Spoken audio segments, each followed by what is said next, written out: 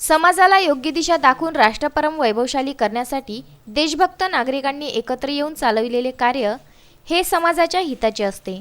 म्हणून या समाजाला राष्ट्रीय चरित्र व देशभक्तीने संपन्न समाज निर्माण करण्याचे कार्य राष्ट्रीय स्वयंसेवक संघ करीत असल्याचे प्रतिपादन अमरावती जिल्हा सहकार्यवाह प्राध्यापक निखिल मोहोड यांनी वलगाव तालुका एकत्रीकरण कार्यक्रमात बोलताना केले। संपूर्ण विदर्भातील संघाचे तालुका एकत्रीकरण सुरू असून वलगाव तालुक्याचे एकत्रीकरण नांदगाव पेठ येथील ग्रामपंचायत प्रांगणात करण्यात आले। यावेळी प्रमुख वक्ते प्राध्यापक निखिल मोहोड तर प्रमुख पाहुणे योग शिक्षक हनुमान भगत व्यासपीठावर उपस्थित होते। अभिमन्यु के रथ का पहिया चक्रव्यूह की मार है, चमके जो दिनकर चमका है, उठे कि जो तूफान उठे, चले चाल मस्तानी गजसी हंसे कि विपदा भाग उठे।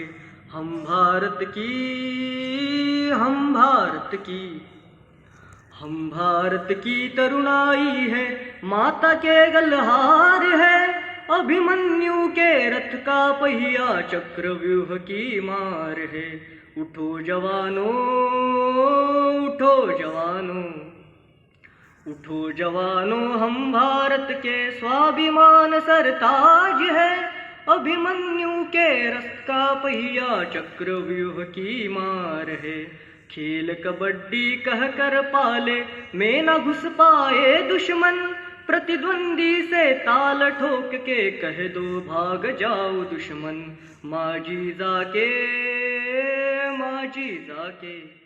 तसेच या कार्यक्रमाला तपेश हंबर्डे, शुभम बोंडे, निलेश मारोडकर, कौस्तुभ कालिकार यांच्यासह गावकरी तसेच नागरिक व स्वयंसेवक मोठ्या संख्येने उपस्थित होते।